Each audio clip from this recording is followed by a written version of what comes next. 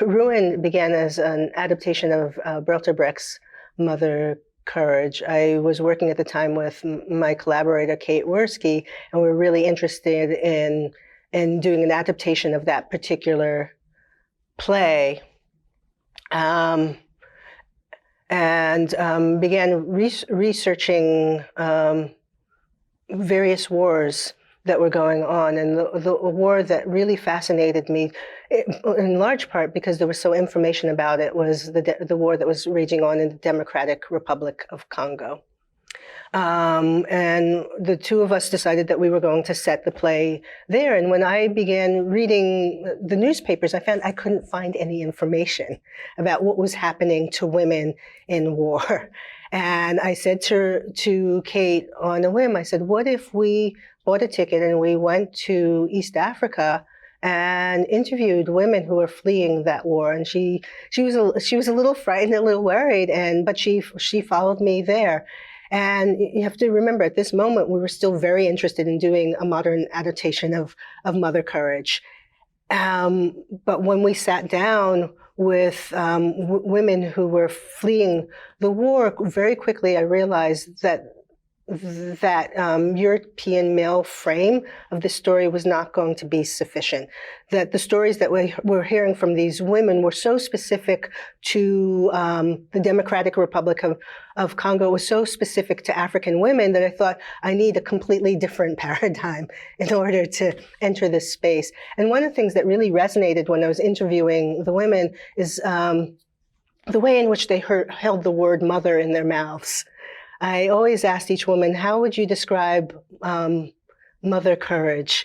And they'd always take a moment where they'd stop and they say, yes, Mother Courage. And in that moment, I thought, I have to somehow capture that emotion and capture sort of the sadness, but the resilience that was inside the way in which they held that language in their mouths. And so Ruined really came out of that. I'm very interested as a whole in morally ambiguous characters, and at the center of Ruined is a woman named Mama Nottage, who runs a brothel in the Intari rainforest, and she at once provides refuge to women who have been victims of gender-specific human rights abuses, but she also exploits them. And so I was really interested in that conundrum of someone who is at once sort of savior and exploiter. And I think that Mama Nottage would describe herself as someone who understood. I think Mama Nottage would describe herself as someone who understood that in order to save these women, she had to make some compromised choices. And I was interested in that compromised choice and the complexity of that. You know, one of the phrases that I held on to when I was interviewing these women was sustain the complexity of the situation. Is that it's really easy for us to condemn someone like Mama Nottage without understanding the difficulty of surviving in a war like the one that was raging in the entire Intari rainforest. It's really easy for us to be judgmental without understanding the complexities of what it took to survive in that situation.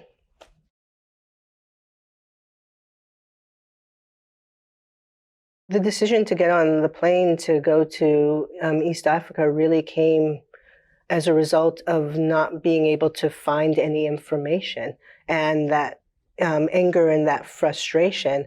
And when I arrived in East Africa and began interviewing women, I became even more frustrated and angry because I thought these stories need to be amplified.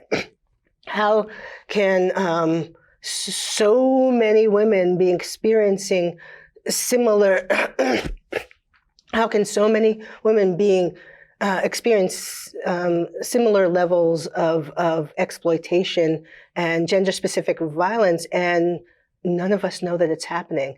If you remember the war in Democratic Republic of Congo, I think by the time it ended, 6.5 million people had died. It was the largest war since World War II, and half of those people who were victims were women who never picked up the arms and weren't the instigators of the conflict, and yet were victims.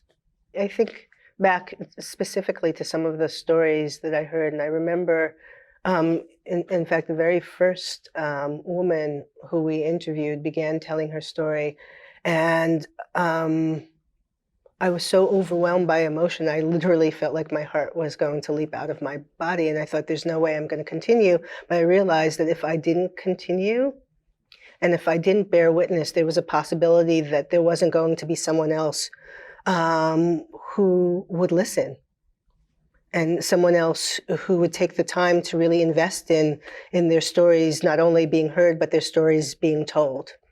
And I remember sitting down with the women, and I always began by saying, it's like, I'm not a human rights activist, I'm not a lawyer, I'm not a journalist, but what I can do that many of them won't do is that I can listen to your story from beginning to end, and I'll do it with patience, and I'll do it with compassion.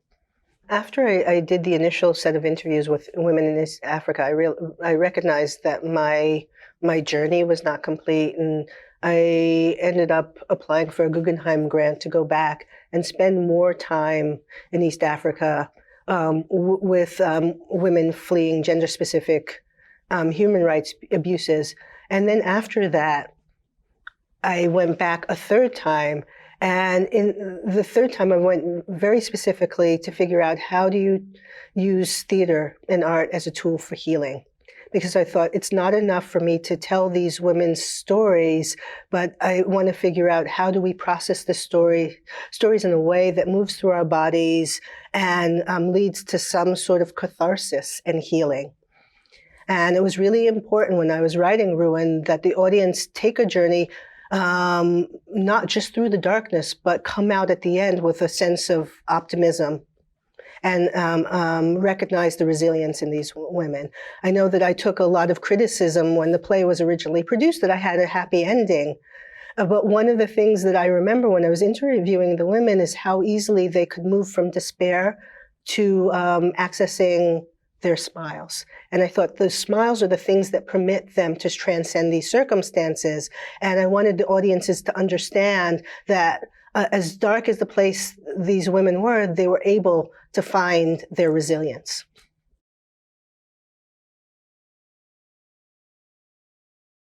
For me, sweat really came at the end of my journey with Ruined. It began when I was actually coming back from Chad, where I had just done a production of Ruin there, and I arrived home, and I had all of these emails in my email box, and one very specific email was from a neighbor of mine who was a very good friend.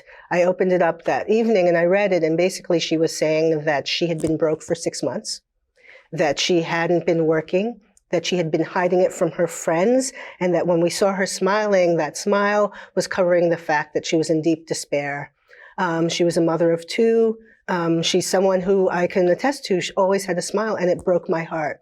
It broke my heart that I had not recognized the extent of her suffering. I hadn't recognized that she was someone that was in the midst of such a struggle. And the next day I called her up and I said, well, what can I do to help? And it also happened to coincide with the very first week of Occupy Wall Street. And so we decided that we were going to go to Occupy Wall Street and vent our frustration. And we spent about a week walking around Ducati Park, chanting, being really angry. But at the very end, I felt like nothing has happened. And I felt I need to do something much more tangible. And I want to understand how economic stagnation is really shifting the American narrative, and how someone like this friend who had solidly invested in the Horatio Alger myth, someone who had been solidly middle class, could be broadsided and find herself on the verge of being homeless. And that led me on a journey to Reading, Pennsylvania, which at the time was the poorest city of its size in America. my assumption is that I was going to go down to this city, interview people for 1 week, and it ended up being a 2-year journey in which I went almost every single week to talk to people and interview people from, the first African American mayor of this city to folks who were living in shanty towns in the village. And when I arrived in Reading, I had no assumption of what I was going to hear. I had no expectation that I was ever going to leave with a play. It also happened to coincide with a commission that I had received from Oregon Shakespeare Festival to write a play about the American Revolution. And while I was in Reading, I decided I want to write about the de-industrial revolution, because I think that this is perhaps the biggest revolution that has happened in America since the Civil Rights Movement.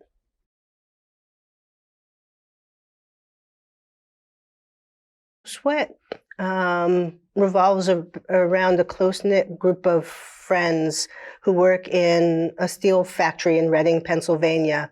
And it kind of tracks that friendship over the course of the year, from where they're celebrating their prosperity to discovering that they're going to be locked out of their plant. And it really explores the way in which that friendship fractures across racial lines.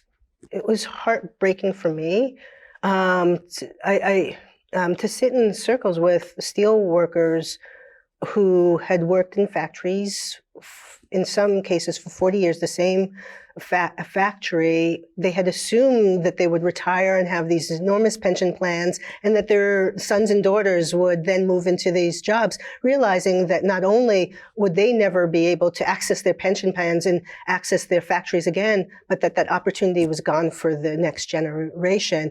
And I remember sitting in this circle of middle-aged white men, this Black woman, and asking them questions and seeing them not just cry, but weep. Weep out of frustration, also weeping because they literally didn't know what to do next. And that was surprising, is because for so long, and forgive me for using this language, but for so long, I think that these particular men saw their opportunity, their whiteness, as a superpower. And that as long as they were white men, they'd always have opportunity. And I think when that opportunity was taken away from them, they became profoundly confused. It's like, wait a minute, what do we do? Who are we? And I watched when I was sitting in the circle as these men were grappling with a sense of identity, their identity. Like, who are we if not this? And I found that fascinating. They can't support their families. They can't pay their mortgages.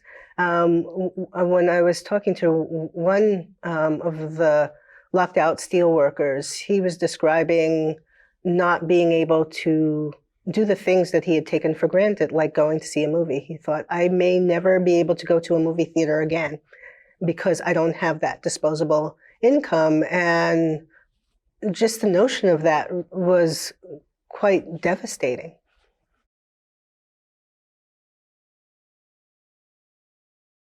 When we were initially conceiving of Sweat, myself and my collaborator, Kate Worski, we always wanted to figure out a way not only to bring the play back to the people in Reading, Pennsylvania, but to take it to folks who might be very much in dialogue with the issues that were happening on the stage. And so we along with Oregon Shakespeare Festival, raised some money from the very inception to take the play outside of the proscenium and take it into communities.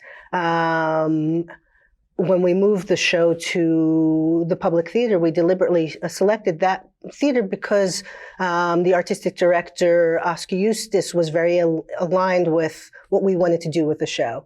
And so we had originally planned to take it to Reading, Pennsylvania, and then tour it through the prison system. But the prison system would not let us in. And so after we took it to Reading, we wanted to figure out a way to keep what we experienced with that audience in Reading, Pennsylvania alive. And we came up with this notion of touring Sweat through the Rust Belt, specifically in small towns that were swing towns that had voted for Obama and then voted for Trump.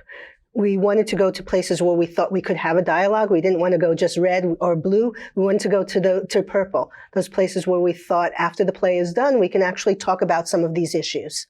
The tour of the Rust Belt with Sweat was phenomenal. It really exceeded our expectations, and I think in large part due to a lot of the excellent work that the public did to prepare people for what they were going to see. And you talk about the way in which you invite audiences across threshold is that the public theater's advanced team spent a lot of time figuring out how do we get people who've never seen theater to enter into a space and sit for 2.5 hours and watch a play.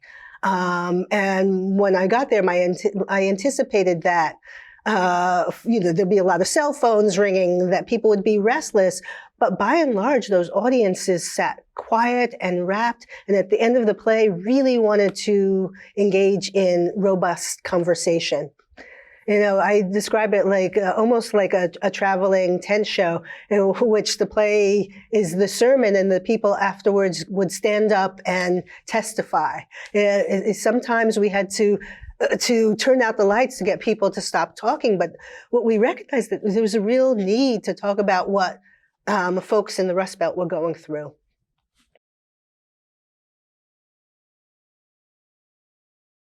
The landing of Sweat was quite fascinating because when we first began the play, it's set in 2008.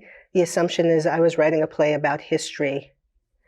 And in the course of producing the play, America shifted.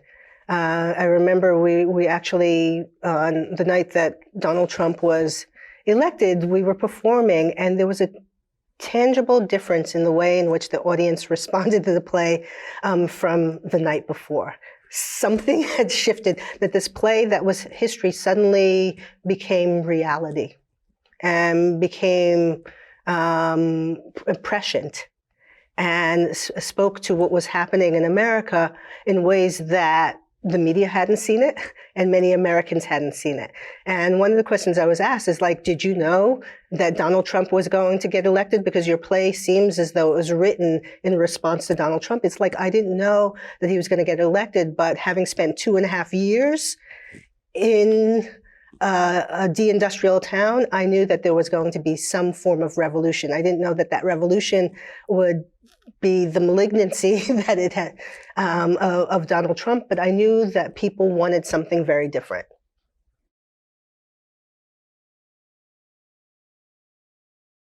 This is Reading was a multimedia performance installation that was housed in the Franklin Street railroad station in Reading, Pennsylvania. And the Franklin Street station had been the center of the Reading Railroad, which we all know from the Monopoly board game, but had been abandoned since 1981. And we decided that we were going to reanimate this space, which was at the nexus point between neighborhoods in downtown Reading. It came out of wanting to bring something back to the people in Reading, Pennsylvania. I'd spent 2 years there.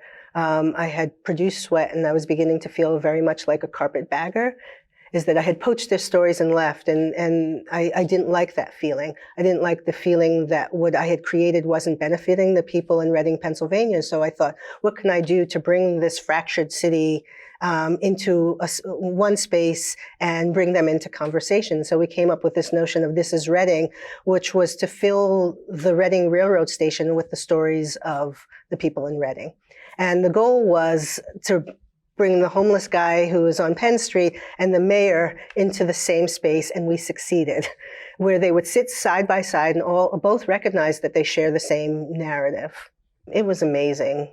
It was, for me, This is Reading was the single most exciting piece of theater I feel I've ever created, because it was theater that had immediate impact, and it was transformative. After we finished that the piece, a space that had been abandoned since 1981, suddenly became this very attractive piece of real estate. And now there's a restaurant that has gone in there. And after we did This Is Reading, suddenly the city council wanted to be in dialogue about how can we revitalize downtown through the arts. And so it really had impact that exceeded our expectations. The installation was told in 7 parts. The first part was animating the outside of the building with images of the people from Reading, Pennsylvania. And so we went around and took these beautiful portraits of the people, which we then projected through projection mapping onto the building. And this idea came about because of the Jumbotron. We thought about how when you go to a football game or you go to a basketball game, one of the things that people really love is for 15 seconds to see themselves blown up on the Jumbotron. And we thought in Reading, Pennsylvania, people who feel relatively invisible, how do you make them seen? Is you blow their pictures up so that everybody can see them. So that was the first the first movement of the piece. And the second movement involved interviewing the elders in Reading, Pennsylvania, and talk about what was Reading like when you were young. And we called that section Reading Was, which we then brought actors to retell those stories. The next movement was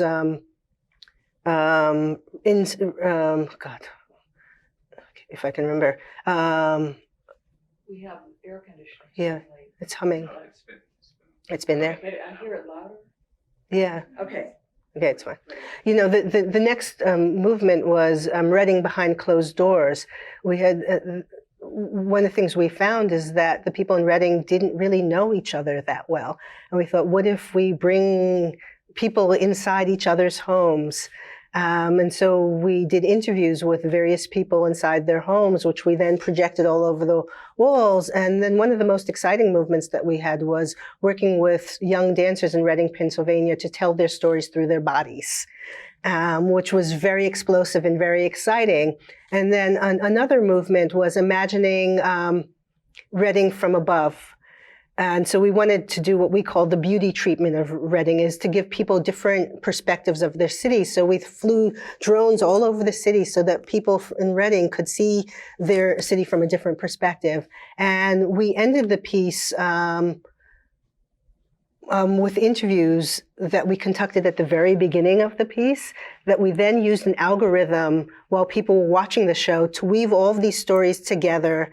And at the very end, we amplified these stories on these screens, and so that they felt like they were one continuous story, even though they were told by 10, 15 people. So the whole idea was, by the end of the piece, to show that despite race, class, that everyone shared one narrative. And the algorithm was really exciting and very complicated to build.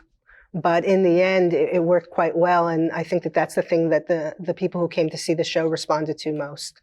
I would love to do it again, but it nearly killed me. We had to raise, I had to raise $700,000 to make it happen, which was a Herculean feat. And I would do it again, but I would need an institution behind me to help me do it.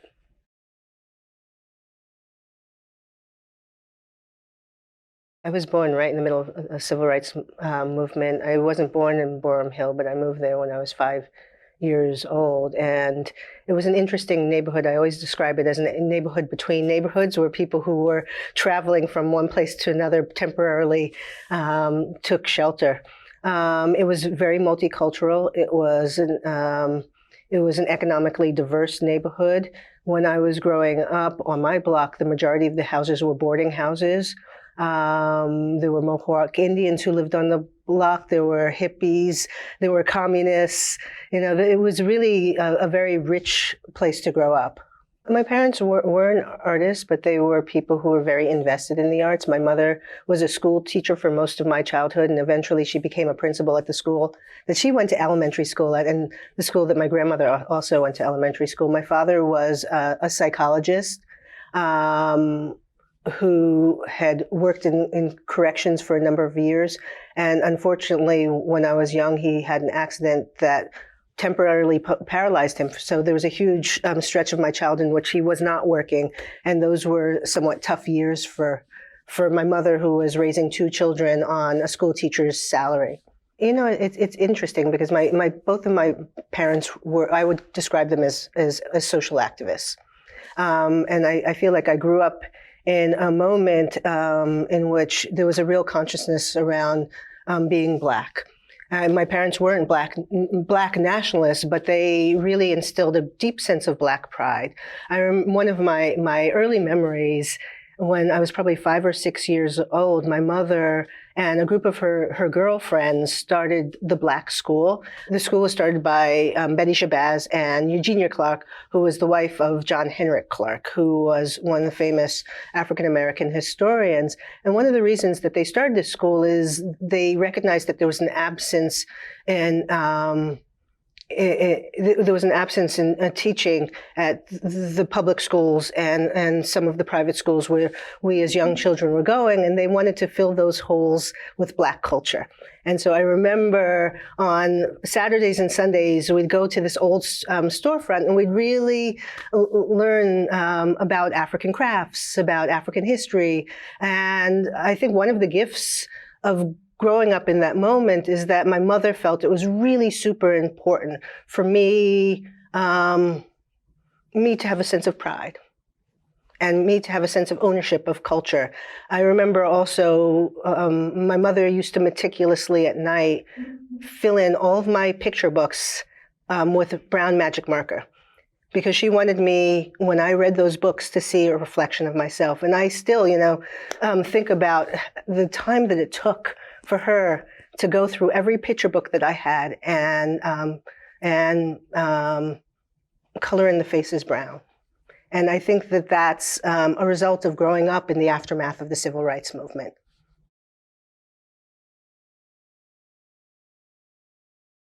High school was great. I went to the High School of Music and Art, where I played the piano and the flute. High school was an opportunity for me to travel from Brooklyn up to Harlem in this completely different world. I went to a very small, liberal private school that was predominantly white. And when I got up to music and art, which was multicultural, and I saw all of these beautiful, Black and brown and white faces, I just really loved being there. I wrote a play called A Darker Side of Verona in one of my English classes. And I don't even know where it came from, other than I felt compelled to sit down one day and write a complete play. I was someone who grew up going to the theater. It was really important. It was my parents really impressed upon us that it was important to engage with the arts, and what the arts that my parents really pushed me toward was theater. They love theater. I grew up going to the Negro Ensemble, going to the New Federal Theater, going to the Billie Holiday Theater. And so I think that when I finally was trying to figure out what I wanted to do in high school, I gravitated toward writing and plays. When I wrote A Darker Side of Verona, I was encouraged to submit it to the Young People's Playwrights Festival, which was just beginning that year. I did not win the festival, but the outcome was that I was invited to be part of a new group that they were forming for musical theater artists. And Stephen Sondheim, who was curating this group, selected four young composers to mentor for a year. And I had the good fortune of being one of those 4 composers. And so I spent a year just completely immersed in theater. And it was this very sort of rare, beautiful experiences. There were 2 African-American women, which seems really unusual at the time, and two men. And we'd spend our afternoons in the Schubert office, which is this beautiful old office with a piano, sort of sitting around a piano, banging out tunes and learning how to compose musicals. And we also had the opportunity to go and see just about every musical that was on Broadway at the time. And as a kid, well, you know that the tickets are prohibitively expensive. And so Broadway was something that was never accessible to me. So the Young Playwrights Festival really became this window into a world that I didn't know it was possible for me to enter. We didn't spend quite as much time with Sondheim as I would like, but the show that we were watching him develop when we were young was Merrily We Roll Along. And at the time, it didn't go quite as well as he had hoped. And I think that what I learned is that even the greatest artists can stumble, and even the greatest of artists have major setbacks that they have to overcome. And to watch him go through that was really a great life lesson. When I graduated from high school, I got into Brown University on a scholarship to be a doctor, even though I have to confess I never really wanted to be a doctor, but I took it. And for my first 2 years at Brown, I took science courses and math courses and just completely immersed myself in pre-med.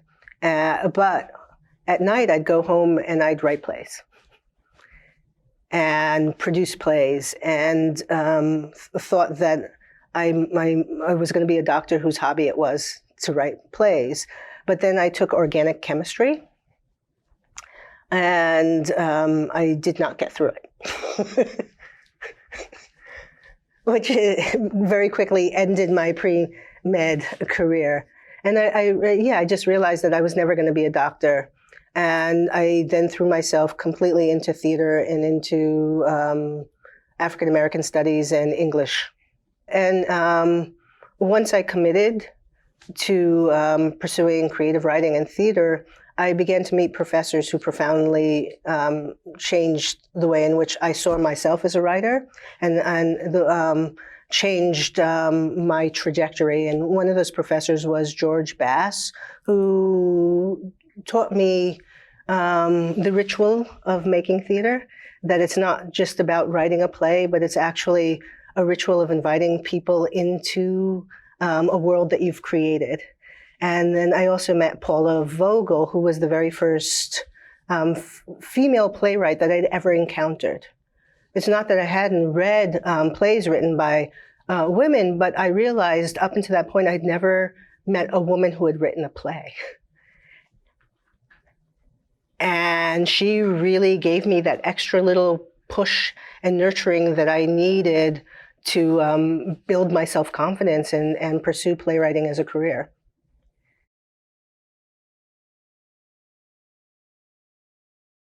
I think the way in which you invite people across a threshold is super important.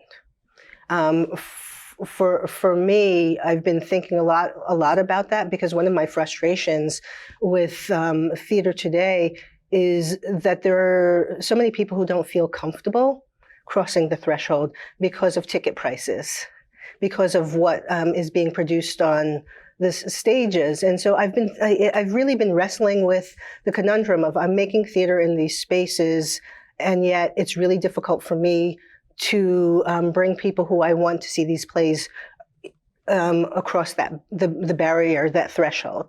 And so I am trying to create work that's more accessible, and I'm trying to find ways of taking my work outside of the proscenium into communities who might be interested in what I have to write. I can explain more about that, but we can do that later.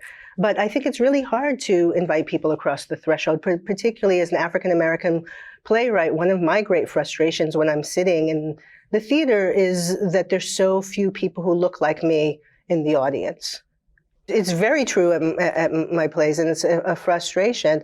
And so one of the things that I'm trying to embed in the work that I do is opportunities to bring different kinds of audiences into the theater, and also opportunities to take the play outside of the theater into communities.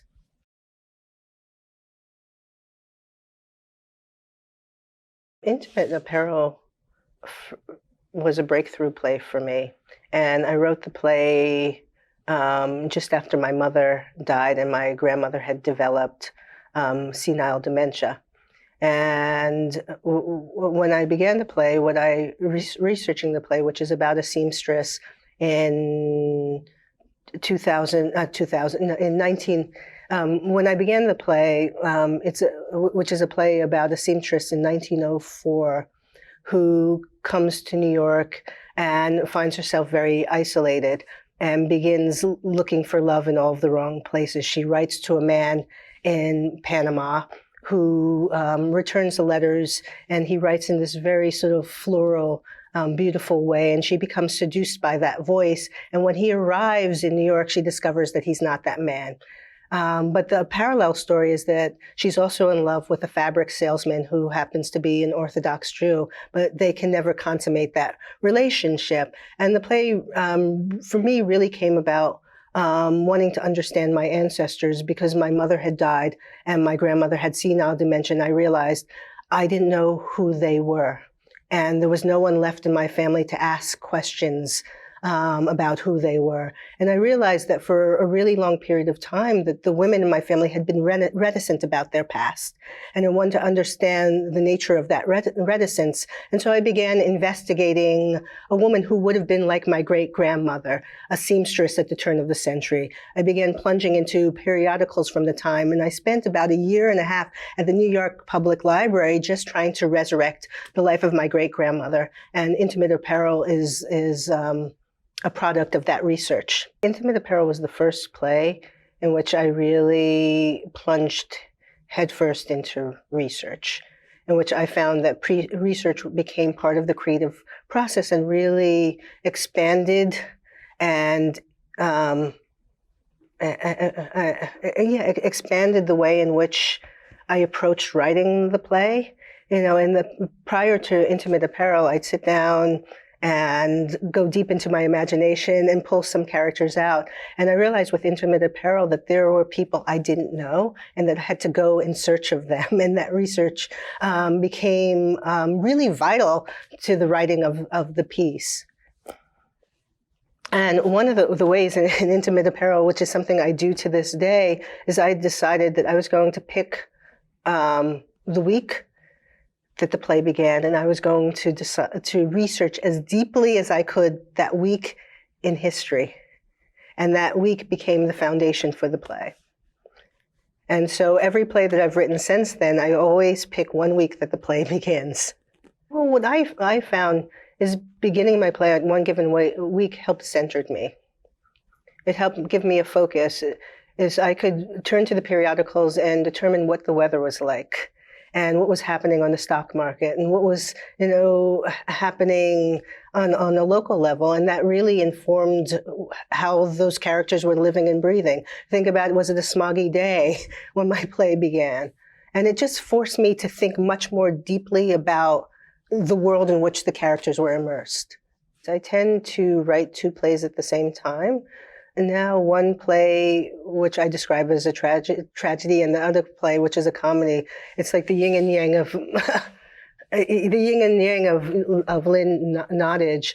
A play like Ruined, which took me into the forest of the Democratic Republic of Congo with women who were victims of rape. I found that I needed someplace to escape periodically. And so I had to write another play, which at that time was, by the way, Meet Vera Stark. And that became my refuge. When I was writing Intimate Apparel, which was a play that I had written for my mother, which really required for me to go someplace very deep and emotional, periodically I needed to escape. And that escape was fabulation. And fabulation was imagining the character in Intimate Apparel 100 years later, if she had had the benefit of the civil rights movement and the feminist movement. Who would Esther, this lonely seamstress, be 100 years later? And so that's fabulation.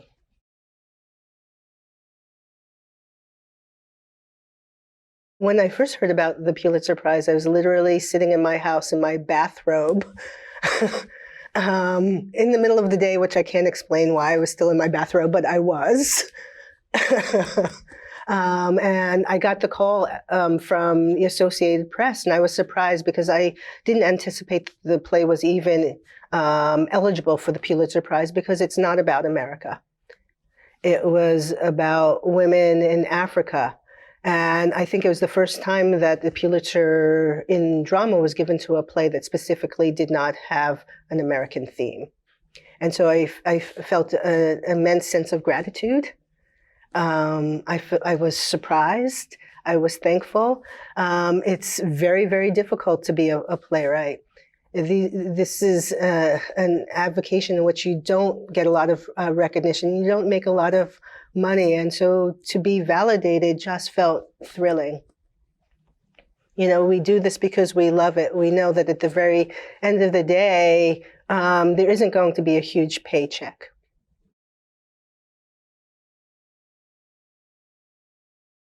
Winning the second Pulitzer Prize was a complete and utter shock because you don't expect lightning to strike twice. But it also led me to believe that perhaps this is not a fluke. I heard someone earlier today, I guess Peter Gabriel was talking about, imposter syndrome. And you always think, oh, the first one was just a fluke. Surely they didn't read the play. And the second time I thought, oh, perhaps they are recognizing that the kind of research and work that I'm doing to bring these characters to stage has some real value.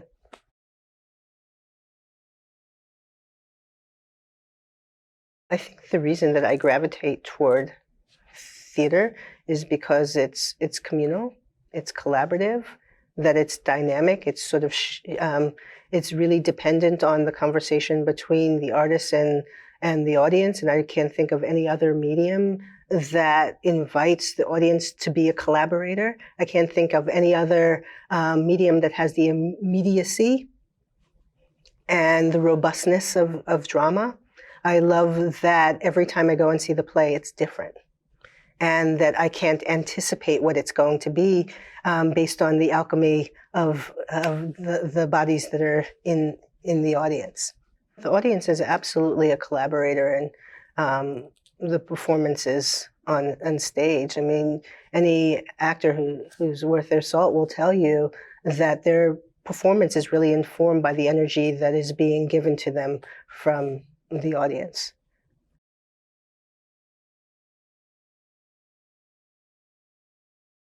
It's interesting. After I was a young person, I really never did musical theater again until the last few years. And I can't even say what my pull was to go back to musical theater other than when I was asked to do an adaptation of Secret Life of Bees, which is a book that I had read and I had enjoyed, and a book that made me weep and move me in ways that I hadn't anticipated. I thought, I have to do this. And I was approached by Susan Birkenhead, who is a brilliant lyricist, and I just felt that the two of us could do something special. We then reached out to Duncan Sheik, who's a composer, and you wouldn't expect that these three very different people would be able to pull together this musical, but somehow our chemistry worked. The Secret Life of Bees is set in South Carolina in 1964, and it revolves around a young woman named Lily who feels that she's responsible for her mother's death. She lives with her father, who's abusive, and a housekeeper who she loves, but recognizes that there's a divide because of race. And the two of them, because of a set of circumstances, set on a journey that brings them to the home of three very charismatic African American women who own a bee farm. Lily finds herself immersed in this community that really transforms her and also transforms them. So it's this lovely tale of resilience and perseverance, but it's also a tale about the civil rights movement.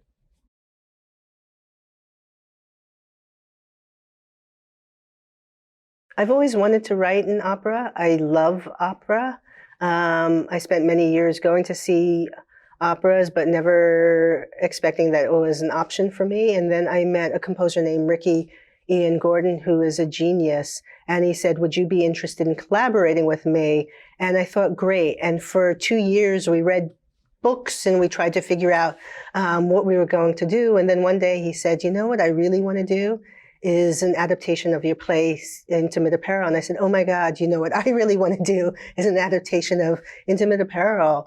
And we just launched into this piece. And you know, it's interesting because I wrote Intimate Apparel at a moment when right after my mother died, and he began writing the music for Intimate Apparel the moment after his mother died. And so I think there's something about this collaboration that brings that emotion into the piece, and it's immensely beautiful. And I should knock on wood because I feel embarrassed saying that, but he has done remarkable work, and I feel that it has found its true and perfect form in the opera.